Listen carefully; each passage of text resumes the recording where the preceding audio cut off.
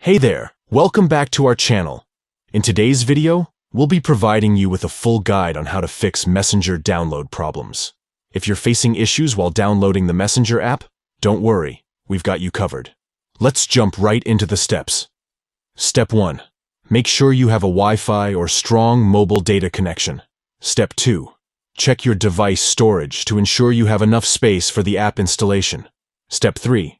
Check for system updates in your device settings. Step 4. Verify if the Messenger app is available for your specific device. Step 5. Delete the app and then reinstall it again. Please note, when reinstalling the Messenger app, make sure you have enabled secure storage to preserve your messages.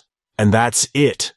By following these steps, you should be able to fix any Messenger download problems you may be experiencing. If you found this tutorial helpful, don't forget to give this video a thumbs up and subscribe to our channel for more useful guides. Thanks for watching, and we'll catch you in the next one.